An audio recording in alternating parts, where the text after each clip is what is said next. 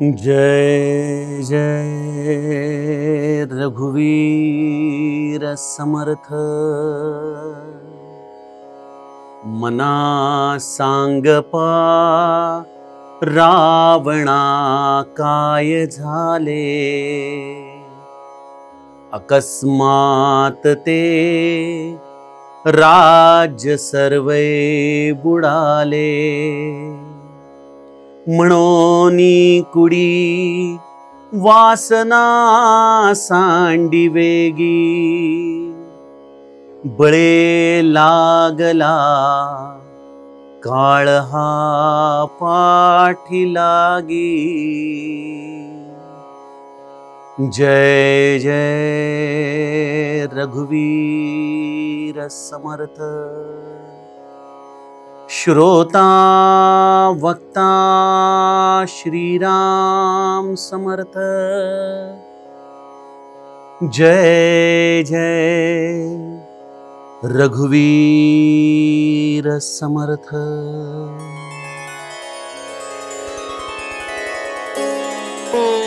श्रीराम आपल्या सर्वांच्या हृदयस्थ वसणाऱ्या आत्मारामास साष्टांग प्रणिपात करून मनोबोध एक अंतरयात्रा या आपल्या श्री समर्थ रामदास स्वामी विरचित मनाच्या श्लोकांचा जो आपण चिंतनात्मक मागोवा घेत आहोत, सज्जनो हो, आज आपण त्यातील 13व्या श्लोकाचं चिंतन करणार आहोत। गेल्या श्लोकामध्ये समर्थांनी आपल्याला या मनाला एक फार छान सदुपदेश दिला की हे मना उगीचच अकारण दुःखी होऊ नकोस, मना मानसी दुःख आणू नको रे, मना सर्वथा शोक चिंता नको रे। उगीच शोक चिंता करत हे आपलं बहुमूल्य आयुष्य, भगवंतांनी दिलेले हे अत्यंत अमूल्य असे क्षण वाया नको घालवूस। यासाठी काय कर, विवेके देहे बुद्धी सोडोनी द्यावी आणि विदेहीपणे मुक्ती भोगीत जावी। विदेही अवस्थेमध्ये, आनंदाच्या अवस्थेमध्ये, मी देह नाही या भूमिकेमध्ये त्या सच्चिदानंद स्वरूपाच्या अत्यंत आनंदमय अवस्थेशी तद्रूप होऊन तू जीवन जग। समर्थांनी हा सदुपदेश आपल्याला गेल्या श्लोकामध्ये केला, परंतु ही देहबुद्धी इतकी चिवट आहे ना आमची, किती काही केल्या हार मानायला तयार होत नाही। बघा, मी केलं तर होईल, मी जर प्राप्त केलं तरच मिळेल, आणि मी प्राप्त केलेल्या वस्तूंचा भोग घेणं हा माझा अधिकार आहे, हा आमच्या जीवनातला व्यक्त अहंकार, हा काही केल्या शरण जायला तयार होत नाही त्या स्वरूप दर्शनाला। ही अति चिवट अशी देहबुद्धी ही अहंकाराच्या रूपाने व्यक्त होते, आणि त्या अहंकाराचं सर्वात मोठं जर कुठलं व्यक्त रूप असेल तर ते आहे रामायणामधला रावण।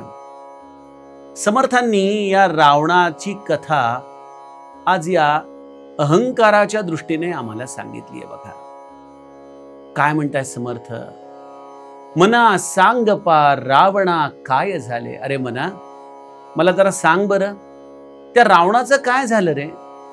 अकस्मात ते राज्य सर्वई बुडाले।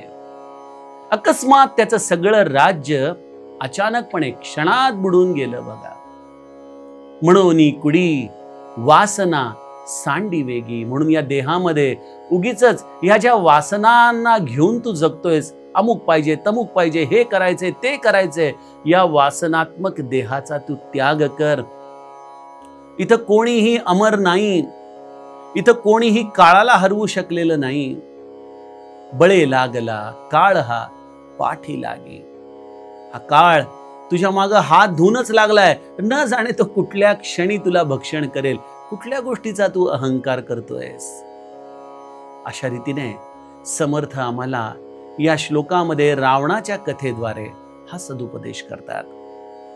रावण हे रामायणामधलं एक अतिशय विद्वान, शक्तिमान आणि प्रचंड अहंकारी असं पात्र आहे। बघा, रावण हा आपल्या जन्माच्या पूर्व भागामध्ये प्रचंड तपश्चर्या करून ब्रह्मदेवाकडून वरदान मागून घेतो. खरं तर त्याला वरदान पाहिजे अजरामर होण्याचं, परंतु ब्रह्मदेव म्हणतात की अजरामर तर नाही होऊ शकणार, पण तू मला सांग की तुला कोणाकडून मरण नकोय. यावरती रावण म्हणतो की मला वानर आणि मनुष्य यांच्यापेक्षा वेगळं कोणीही मारू शकणार नाही, असं तू मला वरदान दे. ब्रह्मदेवाने ते वरदान दिलं आणि ते वरदान प्राप्त होताच रावण उन्मत्त झाला. इतका उन्मत्त झाला की त्याने कुबेरावरती स्वारी केली, त्याचं धन लुटून आणलं, त्याचं विमान लुटून आणलं, देवतांना त्याने स्वर्गामध्ये जाऊन हरवलं, त्यांना आपल्या इथं बंदी करून टाकलं. त्रिकुट पर्वतावरती आपल्या सासऱ्याकडून मयदानवाकडून त्याने एक सुंदर किल्ला प्राप्त केला, जो एक अद्भुत अशी लंका होती, जी सुवर्णाने त्याने मढवली. सर्व दृष्टीने त्याला जीवनामध्ये जे जे काही अपेक्षा होती ते सगळं काही प्राप्त झालं. प्रचंड शक्ती असलेल्या भुजा, 10 तोंड, अतिशय सुंदर अशी मंदोदरी सारखी पत्नी, मोठं राक्षस दळ आणि मेघनाथासारखा पुत्र, जो कुठलीही आज्ञा वडिलांनी करावी ती आज्ञा वडिलांनी सांगण्याच्या आधीच पूर्ण करून ठेवणारा असा हा मेघनाथ. आणि मग असा रावण मदोन्मत्त झाला. अहंकाराने त्याला इतका विलक्षण गर्व चढला की मी या जगामध्ये सर्वश्रेष्ठ आहे. कोण भगवंत, कोण काय. अगदी एकदा तर कैलासवरती जाऊन महादेवाचा हा कैलास देखील त्याने उचलला. महादेवाला देखील आपण हरवलं आहे अशा भूमिकेमध्ये हा रावण राहू लागला. ना त्याला कुठला धर्म आहे, ना कुठला त्याला देव आहे. त्याला केवळ आपल्या अहंकारावरतीच भरोसा आहे, आपल्या बळावरतीच भरोसा आहे. खरं तर रावणाचं कुळ अत्यंत चांगलं होतं. पुलस्त्य कुलामध्ये जन्माला आलेला रावण, त्याला वारंवार त्याचे कुलगुरू सदुपदेश करायचे, पण सदुपदेश कानाच्या आत तर जायला पाहिजे. काय असतं माहिती का, अहंकारी व्यक्तीला कधीच सदुपदेश आत जात नाही, आणि आत गेला तरी त्याचा बोध होत नाही. आणि रावण हा असा अहंकारी होता की त्याला किती जणांनी बोध दिला. पुलस्त्य मुनींनी त्याला अनेक वेळेला वाचवलं. बलिराजाच्या जेव्हा बालीने त्याला आपल्या तबेल्यामध्ये बांधून ठेवलं होतं, तेव्हा त्या बालीच्या देखील तक्षेतून काखेतून ज्या पुलस्त्यांनी सोडवलं, त्याचप्रमाणे सहस्त्रभाऊने देखील आपल्या काखेमध्ये बांधून ठेवलं होतं, तिथून देखील पुलस्त्यांनी त्याला सोडवलं. अशा या रावणाला बऱ्याचदा तोंडावर पडावं देखील लागलं युद्धात, पण तरी देखील अहंकाराच्या मुळे तो कोणाचंही ऐकायचा नाही. त्याचे किती त्याला कल्याणाचा मार्ग सांगणारे लोक त्याच्या आयुष्यात आले. बघा, ही देखील एक गंमत आहे की या एवढ्या अहंकारी रावणाला त्याच्या कल्याणाचा मार्ग किती लोकांनी सांगितला. घरामध्ये पत्नी सुविद्य मंदोदरी, तिने त्यांना वारंवार सांगितलं, स्वामी नका रामाशी वैर करू, और राम परब्रह्म आहे, तो मनुष्य नाही. पण मंदोदरीचं त्यांनी ऐकलं नाही. आपला सावत्र भाऊ विभीषण त्याला वारंवार सांगतोय, तात राम नाही नर भूपाला, भुवनेश्वर का लहू कर काला. प्रभो, राम हा केवळ मनुष्यांचा राजा नाही, तो प्रचंड ब्रह्मांडाचा राजा आहे. तुम्ही त्याच्याशी वैर करू नका. काय मिळालं विभीषणाला? लाथ मारून हाकलून दिलं रावणाने. त्यांचा एक पुत्र होता प्रहस्त, तो देखील त्यांना सांगायचा. त्यांचा एक प्रधान होता, तो देखील त्यांना सांगायचा. पण कोणाचंही रावणाने ऐकलं नाही, कारण होता एकच अहंकार, अहंकार, अहंकार.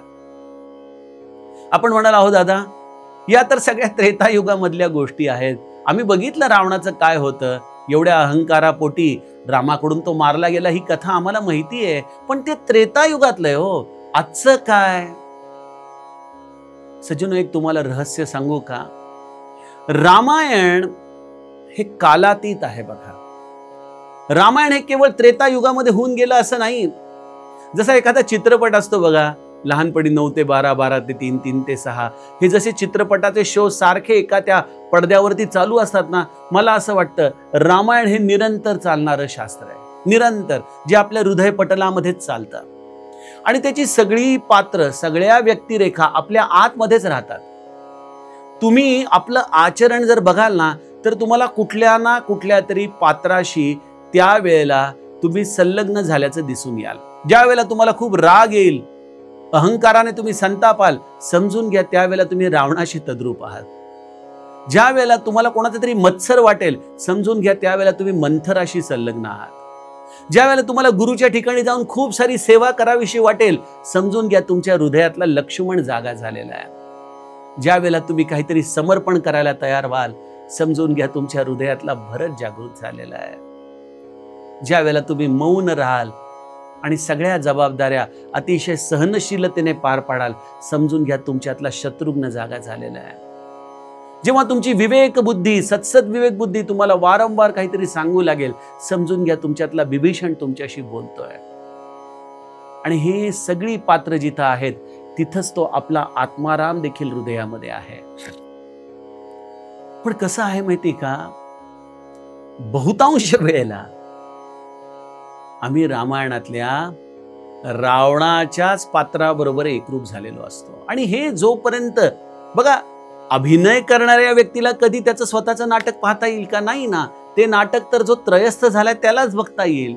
नामस्मरण म्हणजे काय, साधना म्हणजे काय, आपल्या हृदयपटलावर या विकारांचं जे नाट्य चालू आहे ना, त्याला कुठल्याही प्रकारची प्रतिक्रिया न देता शांतपणे ऑब्झर्व करणं. काहीच न करुनी प्राणी, राम नाम जपे वाणी, तेणे संतुष्ट चक्रपाणी, भक्ता लागी सांभाळी. आपल्या हृदयामध्ये जेव्हा आपण असे त्रयस्थपणे बघू शकू, त्याच वेळेला आपल्या हृदयातला रावण आपल्याला दिसेल. अन्यथा रावण आपल्याला दिसणं हा केवळ या त्रेतायुगातलाच दिसेल, नाही तर दशमीच्या दिवशी, दसऱ्याच्या दिवशी जेव्हा लंका दहन, रावण दहन होतं तेव्हा दिसेल. पण माझ्यातला रावण मला दिसत नाही. काय आहे माझ्यातल्या रावणाचं स्वरूप? मला देखील 10 तोंड आहेत बरं का. रावणाला 10 तोंड होती म्हणजे काय? आम्ही बरोबर चतुराईनी ज्या वेळेला जे मुख धारण करायचं, लोक बघून आम्ही तसा मुखवटा धारण करतो. हा आमच्यातला रावणातला दंभ आहे. आमच्याकडे देखील 20 भुजा आहेत. त्या 20 भुजा रावणाच्या देण्यासाठी नव्हत्या, ओरबडून घेण्यासाठी होत्या. त्याचप्रमाणे आम्ही देखील अत्यंत संधी साधू आहोत. कशा पद्धतीने आपला स्वार्थ साधता येईल यासाठी आम्हाला कदाचित रावणाच्या 20 भुजा देखील कमी पडतील. आमच्या देखील वाणीमध्ये तशीच आढ्यता आहे. कोणी आम्हाला बोललं की आमच्यातला रावण कसा बोलू लागतो आपल्याला दिसून येतच.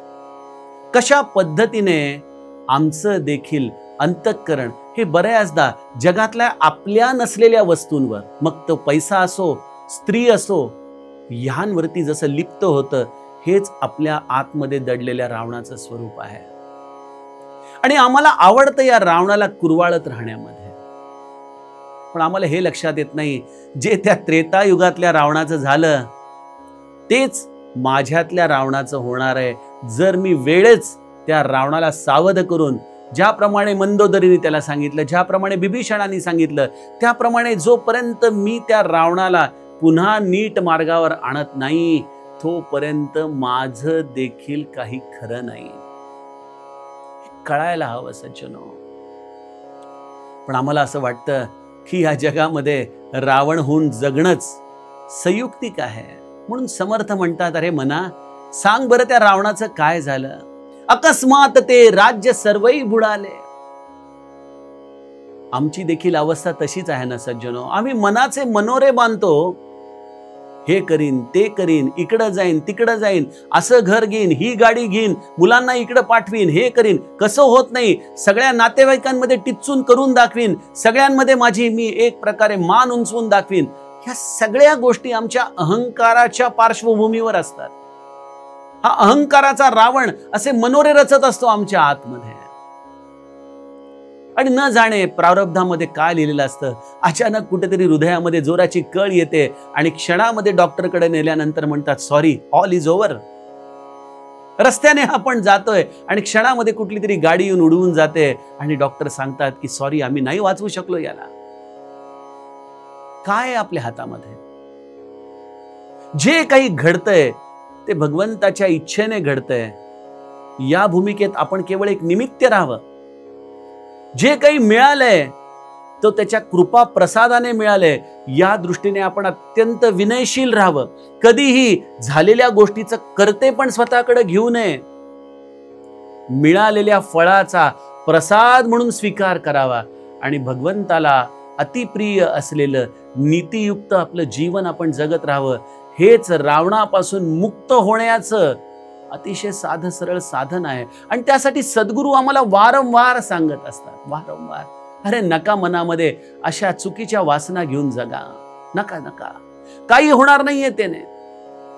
मनुष्य परद्रव्य, परनिंदा, परस्त्री याची वासना घेऊन जगत असतो आणि त्या वासनेच्या पायी बऱ्याचदा आपण म्हटलं ना की मना कल्पना ते नको विषयांची, विकारे घडे हो जनी सर्व छीची. समर्थ देखील तेच म्हणतात की नको या वासना, म्हणून कुडी वासना सांडी वेगी. या देहातून या वासनांचा त्याग कर. वासना ठेवायचीच असेल तर एक ठेव की तो राम मला कधी मिळेल, कधी त्याचं दर्शन होईल, कधी मी माझ्या स्वरूपापर्यंत जाईन. बाकीच्या या लौकिकातल्या नीतीला धरून नसलेल्या वासना घेऊन त्याच्यातल्या रावणालाच तू कुरवाळत बसतोयस. असा रावण हा कधीही अमर होऊ शकला नाहीये. असा हा रावण कोणाचाही कधी आदर्श होऊ शकलेला नाहीये. आजच्या काळामध्ये अनेकदा रावणाचं मोठेपण गायलं जातं. काही लोक म्हणतात बघा रावण किती श्रेष्ठ होता, आश्रक वाटिकेमध्ये सीताजींना ठेवलं पण किती नीतिमत्तेने ठेवलेलं आहे, किती त्याने वेगवेगळ्या पद्धतीने स्वतःला सांभाळलंय. हे सगळे या रावण वृत्तीला कुरवाळण्यातून या सगळ्या मनोभूमिका तयार होतात बरं का. ते त्रेतायुग होतं, लक्षात घ्या. त्रेतायुगामधला शत्रू देखील, तो शत्रू कोणाचा होता? रामाचा शत्रू होता.